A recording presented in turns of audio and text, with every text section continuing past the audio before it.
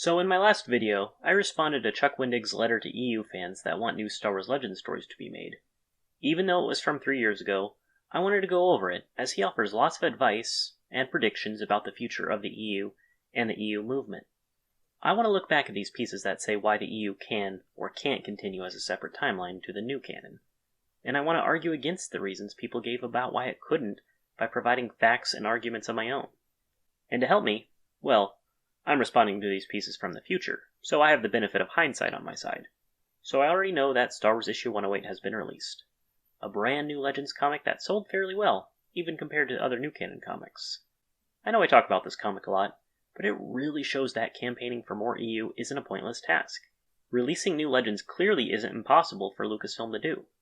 I know Chuck is fairly controversial, and I haven't personally read any of his work, but I really did appreciate his letter, as he seemed to be genuinely cheering us on, despite his caveats. So today I also wanted to respond to another person who addressed the EU movement. And unlike Chuck, I am a huge fan of this person's work. But I did not appreciate his response regarding the EU movement. Timothy Zahn needs no introduction. He's written some of the best Star Wars stories out there, and thanks to him, we had a complex, yet coherent expanded universe to begin with. While there were Star Wars books, comics, games, RPGs, and cartoon shows before Timothy Zahn came along, it was his Thrawn trilogy that really started to get authors to collaborate and adhere to the continuity they were developing outside the Star Wars films, and I'm super grateful to him for doing that. And everything Zahn wrote for the EU, I thought was excellent, which is probably why after the EU was decanonized and discontinued, Lucasfilm still kept him around. And in this article from the Daily Dot, Zahn talks about how he's writing his characters into the new canon, and then he responds to a question regarding the EU movement, which is the part of this article I really wanted to address. The article is titled, Star Wars author Timothy Zahn offers advice for making peace with the new galactic canon. And the fact that that part of the article is what the author chooses to go with when giving it a title, I find quite interesting, as it could have just been titled, Zahn talks about Thrawn and Rebels, or something like that. But we'll get there. So let's just jump ahead to the part of the article where the EU movement is being addressed. The interviewer asks Zahn, "You've spoken about the necessity of declaring the EU non-canon, but I wonder what you make of the continued resistance to that decision. The renting of a billboard near Lucasfilm. The Give Us Legends hashtag. Have you been surprised by the level of commitment to a cause that seems completely futile?" Wow. Now that's a leading question. Not that I should be too surprised. This article was written by Eric Geller, someone who has been trying to paint people that just want more Legends in a negative light for a long time now. Anyway, let's see how Zahn responds. I mean, I'm very flattered that they consider the expanded universe so close to their hearts and such, but yeah, I mean, they're not going to affect what Lucasfilm is doing. I'm sorry to see people spend that much emotional energy on something that, well, it's books, it's stories.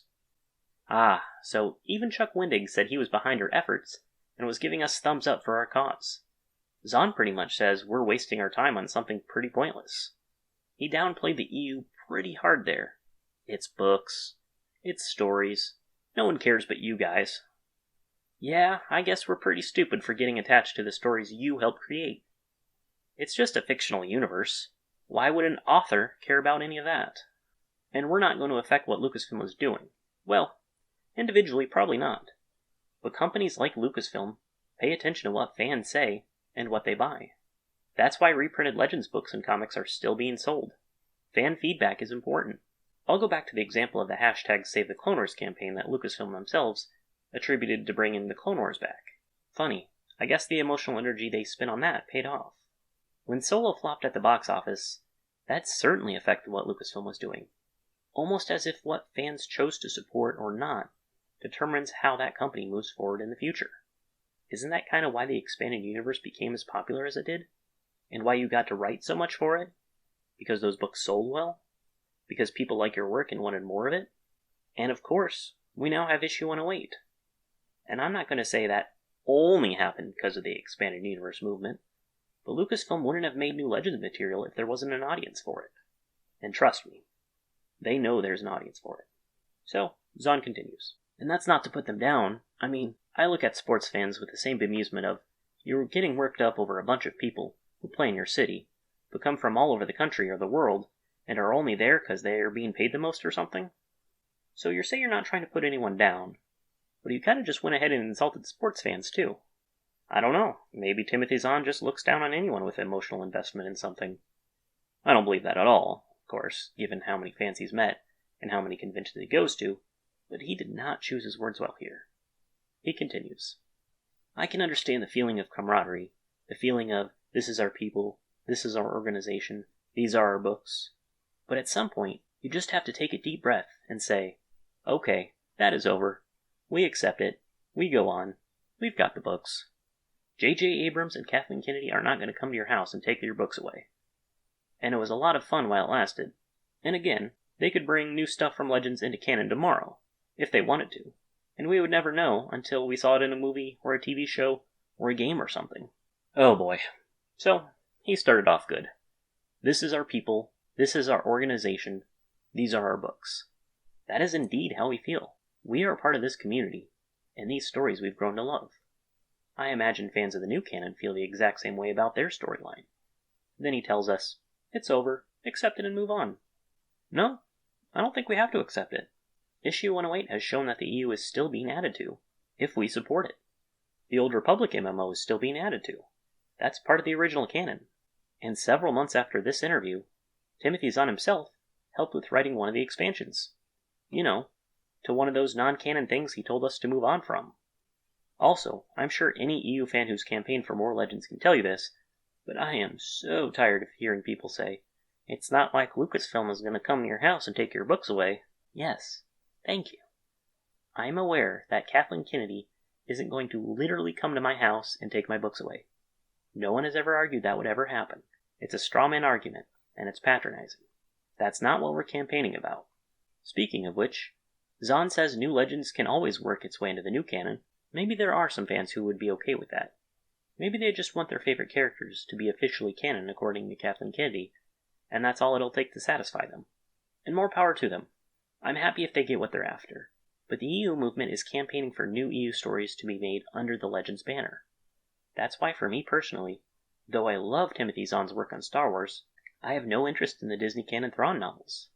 And that's why I won't spend any money on the new canon, even if they bring in a ton of EU characters. Sorry, but that's just not what I'm after. He continues. So it's not gone. It's kind of in storage. Think of the expanded universe as if it's been frozen in carbonite for the moment. But, you know, Leia could come along any moment and unfreeze something. Aw, it's a Star Wars metaphor. How fun. And I agree, the EU isn't dead or finished. It's like on hiatus, or it's trapped in carbonite or whatever. I believe issue 108 was a test to see if Legends could still sell, and maybe in 2020 and beyond, we'll see more being produced. I appreciate the fan loyalty, but as you say, they're not going to influence what Disney does or what Lucasfilm does. And again, I don't want to be insulting or anything. It's hard to find the words for this one. I already responded to how fans can sort of influence Disney and Lucasfilm. To that end, I always believed New Legends stories were a possibility. I was always baffled by people treating it like it was impossible, like it would never come back in a million years. Zahn said it himself. It's not dead, just waiting like Han frozen in carbonite to be rescued by Leia from Jabba the Hutt. Huh, I wonder who he represents in this analogy. I try to do what you said. Point out that it's not dead, it's not gone away. They're actively selling new versions. We spent 3 weeks in Brazil last year because they had just finished bringing the Thrawn trilogy out in a new Portuguese translation, with really cool covers, and they wanted me to do some conventions and some bookstore signings and such. So yes, everybody knows that's Legends, but people are still excited about the books and about the stories, and that goes for a lot of the broader expanded universe as well. I agree with Zahn here. There are many EU fans, and the number of us is growing every day across the world. We know it's Legends and not part of Disney's canon, but we don't care. And by the way, those Portuguese covers are really cool. We still have that. We just don't have it as official canon, except it never really was official, in the sense that it was set in stone. It was always something George Lucas could override at any time. And in fact, everybody who had written stuff about Boba Fett watched that backstory get demolished in the prequel trilogy. So a reboot was something that was always a possibility. Well, the EU was officially canon according to Lucasfilm. You can just ask Leland Chee or Sue Rustoni about that. But you're right. George Lucas could have overridden it at any time. Could have. He never did, and as long as Lucasfilm was owned by him, the EU was still considered canon. It wasn't until Disney and Kathleen Kennedy took over to make the sequel trilogy that the EU got overridden. Even the prequel trilogy existed in the same universe as the EU, so saying Boba Fett's backstory got demolished is a pretty dramatic way to describe a slight retcon so that a short story from Tales of the Bounty Hunters can fit in with the prequels. If you didn't know, Daniel Keyes Moran wrote a story back in 1996 called The Last One Standing, which goes over Boba Fett's backstory. He was originally a man called Jasper Morrell, but changed his name to Boba Fett.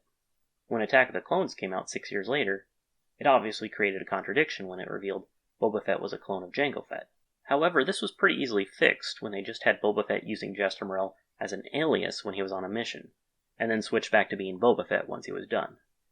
Now that I think about it, the prequel trilogy could have just outright ignored and decanonized the EU, but it actually fits in incredibly well with pre-established lore.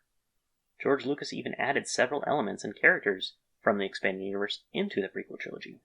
No reboot was necessary. In fact, what were Timothy Zahn's thoughts on a canon reboot before Disney took over? And if Lucasfilm decided to reboot the Star Wars EU after Return of the Jedi, would you guys want to be part of a reboot, or would you want other people to handle that? A reboot would be really, really messy. There are currently 140 odd adult novels alone, not counting children's, young adults, art books, schematics and all that, 140 adult novels. To just say, okay, we're going to wipe those out, especially since many of them are still on the bookshelves, or bookstore shelves. What are you going to do? Are you going to say all these, we're going to stop selling them? Del Rey would not like that. Bantam would not like that. The publishing industry is taking enough of a hit these days as it is. A reboot would be immensely hard to do. How about that? He sounded pretty sure about rebooting being a bad idea. Just like he sounds so sure now that we can't affect what Lucasfilm is planning and get a couple new legend stories on the side. And thus, he concludes by saying, I try to calm people down. It's not the end. Some of your favorite characters, some of your favorite scenes could come back at any time. We don't know. Calm down. Relax. I appreciate your loyalty and your passion, but really, relax. It's okay. It'll be okay. If you've ever had someone tell you to calm down or relax, you'll know how that only really makes you feel less calm. I love Timothy Zahn's work on the EU, and I always will. I'd love to meet him in person and talk with him, and I don't know what his current thoughts are on the Legends universe continuing alongside the new canon, but in this article he doesn't understand the overall goals of the EU movement, which given that Eric Geller is the one telling him about it, I'm not all that surprised.